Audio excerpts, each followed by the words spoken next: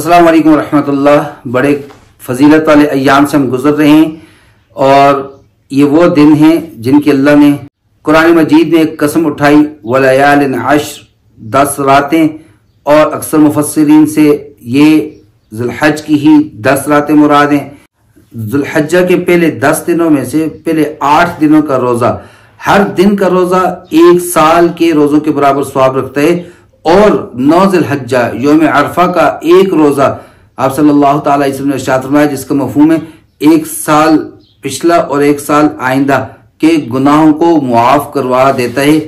अब इन दिनों में अल्लाह ने फरमाया वज़्कुरुल्लाह फी अय्यामिन मादूदात, तो इससे मुराद अक्सर मुफस्सिरीन ने लिया कि यही ये दिन है जिसमें अल्लाह ने बड़ाई का, अल्लाह की बड़ाई का, अल्लाह ने जिक्र का हुक्म दिया है। तो इनमें खास तौर पर कुछ अय्याम को हम अय्यामुत तशरीक कहते हैं, जिनमें अल्लाहु अकबर, ला इलाहा इल्लल्लाहु वल्लाहु अकबर वलिल्लाहिल हम्द, इसको पढ़ा जाता है। इन तकबीरात का पढ़ना कब से लेकर कब तक है, इसमें फुकाहा के मुख्तलिफ अक़वाल हैं। तो जनाब हज़रत उमर रज़ी अल्लाह तआला अन्हु, हज़रत अली इब्न तालिब रज़ी अल्लाह तआला अन्हु, इसी तरह इमाम मोहम्मद, इमाम अबू यूसुफ, इनके नजदीक 9 ज़ुल्हज्जा की फजर की नमाज से लेकर 13 ज़ुल्हज्जा की असर की नमाज तक कुल 23 नमाजों में फर्ज नमाज के बाद ये तकबीरात कहना वाजिब हैं। और अहनाफ का फतवा भी इसी पर है। दूसरे बड़े सहाबी जिनको इस उम्मत का फकीह कहा जाता है, हज़रत अब्दुल्लाह इब्न मसऊद रज़ी अल्लाह तआला अन्हु, उनसे जो रवायत है उसमें 9 ज़ुल्हज्जा की फजर से लेकर 10 ज़ुल्हज्जा की असर तक पढ़ना मनकूल है। अब तकबीरात के कलिमात क्या हैं? एक इस उम्मत में मुतारिफ भी है, मशहूर व मारूफ भी है, अल्लाहु अकबर, ला इलाहा इल्लल्लाहु वल्लाहु अकबर वलिल्लाहिल हम्द। और अब्दुल्लाह इब्न अब्बास रज़ी अल्लाह तआला अन्हु दूसरे कलिमात के साथ तकबीर पढ़ा करते थे, अल्लाहु अकबर कबीरा व अजल्लल्लाहु अकबर वलिल्लाहिल हम्द। मुसन्नफ इब्न अबी शैबा के अंदर उनसे ये कलिमात नकल किए गए हैं। तो बहरहाल कलिमात वो भी कहे जा सकते हैं, कलिमात ये भी जिसमें अल्लाह की बड़ाई हो, तकबीर भी हो, अल्लाह की तहमीद भी हो, तहलील भी हो। तो हम जो तकबीरात मुतारिफ भी हैं और सिर्फ मुतारिफ नहीं, हजरत उमर रज़ी अल्लाह तआला अन्हु, हजरत अली रज़ी अल्लाह तआला अन्हु से भी यही कलिमात, जामे कलिमात मनकूल हैं और यही उम्मत में मुतारिफ भी हैं, आसान भी हैं, तो यही पढ़े जाते हैं। तो यही पढ़ लेना, इसमें चूंकि हम इनको जामे कह रहे हैं, सारी चीजें इसमें मौजूद हैं, तो मेरे नजदीक यही ज्यादा बेहतर है। अब मसाइल में से पहली बात कि ये हमने कहा कब से कब तक वक्त है, तो 9 ज़ुल्हज्जा से लेकर 13 ज़ुल्हज्जा की असर तक 23 नमाजें के बाद ये पढ़नी चाहिए। दूसरा मसला, ये सुन्नत वाजिब है, तो फुकाहा के नजदीक ये पढ़नी वाजिब है।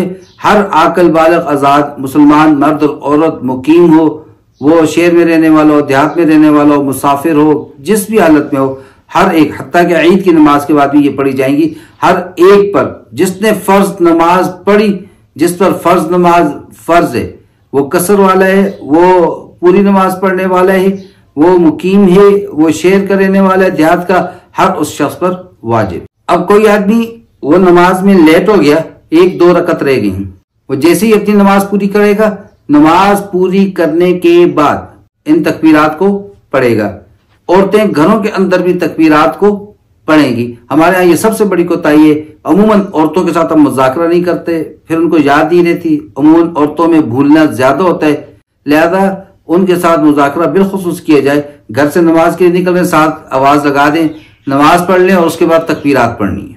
तकबीरात सिर्फ फर्ज नमाज के बाद पढ़ी जाएंगी। अलबत्ता एहतियात का तकाजा यह है कि ईद की नमाज के बाद भी पढ़ी जाए, नफल नमाजों के बाद नहीं पढ़ी जाएंगी। और मर्द हजरात जरा बुलंद आवाज से और औरतें पस्त आवाज के साथ, क्योंकि औरतों की आवाज भी पर्दा है, तो औरतें इतनी आवाज में पढ़ लें कि बमुश्किल अपने कानों तक पहुंचे, और मर्द इतनी सी आवाज में पढ़ ले कि अगर साथ कोई और भी बैठा है तो उसको भी आवाज आ जाए, उसकी भी दहानी हो जाए, वो भी पढ़ ले। और फर्ज नमाज के बाद सलाम फेरने के फौरन बाद इनको पढ़ना चाहिए। और बिलफर्ज नमाज पढ़कर पढ़ना भूल गया था और अभी कोई नमाज के अलावा वाला काम नहीं किया, लोगों से गुफ्तगू शुनीद नहीं की, कोई और ऐसा काम नहीं किया, याद आ गई तो फौरन पढ़ लेनी चाहिए। और ऐसा हुआ कि कोई नमाज उससे कज़ा हो गई, फजर की नमाज के लिए नहीं उठ सका, बाद में उठा, कज़ा पढ़ रहा है और इन्हीं दिनों के अंदर पढ़ रहा है, 9 से 13 के दरमियान कोई नमाज कज़ा होगी और इन्हीं दिनों में कज़ा पढ़ रहा है, तो इस सूरत में भी वो तकबीर पढ़ेगा।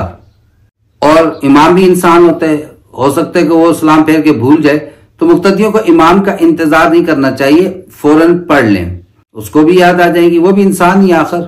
और एक बात जो हद से ज्यादा काबिल इस्लाह है, याद रखिए, ज्यादातर ये होता है कि वुजू के अंदर हर उज़्व को 3 बार धोना सुन्नत है, रुकू में सजदे में 3 बार तस्बीहात ताक दफा पढ़ना सुन्नत है, लेकिन अय्याम तशरीक में तकबीर के बारे में याद रखें, 1 बार कही जाएंगी, 3 बार पढ़ना सुन्नत कहीं पर भी नहीं है।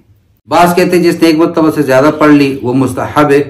तो अब दलाइल की तरफ आ जाएं तो कई दलाइल ऐसे मिलते हैं कि जिसने एक से ज्यादा बार पढ़ा उसने खिलाफ सुन्नत काम किया, खिलाफ सुन्नत किया तो मुस्तहब कैसे हो सकता है। लिहाजा फर्ज नमाजों के बाद 1 ही बार पढ़ी जाएंगी। पाकिस्तान के अंदर 9 ज़िलहज्जा इतवार से शुरू हो रहे, तो इस इतवार की फजर से लेकर इतवार, पीर, मंगल, बुध, जुमेरात को आ रही है 13 ज़िलहज्जा, 9, 10, 11, 12, 13 ज़िलहज्जा जुमेरात की असर की नमाज तक, हर नमाज के बाद हर मुसलमान बालिग, आकिल, आजाद, शहरी, देहाती, मर्द, औरत, सारे के सारे हर फर्ज नमाज के बाद 1 बार पढ़ेंगे। मर्द बुलंद आवाज से, औरतें पस्त आवाज से। इन्हीं दिनों की कज़ा, इन्हीं दिनों में पढ़ने वाला कज़ा के बाद भी पढ़ेगा। हाँ, पिछली कोई कज़ा नमाज इन दिनों में पढ़ ली या इन दिनों की कज़ा इन दिनों के बाद पढ़ ली तो उसके बाद तकबीरात नहीं कहेंगे। और तकबीरात के अंदर किसी शख्स को फर्ज नमाज के बाद भूल गई और उसने अभी तक ऐसा कोई काम नहीं किया जो नमाज के खिलाफ हो, लोगों से गुफ्तगू शनीद नहीं की, कोई और काम नहीं किया, याद आ गया तो तकबीर कह दे, 1 बार कहेगा। मर्द और औरत दोनों, मर्द बुलंद आवाज से, औरतें पस्त आवाज से। अल्लाह मुझे और आपको समझ और अमल की तौफीक अता फरमाए। अस्सलामु अलैकुम व रहमतुल्लाहि व बरकातुहू।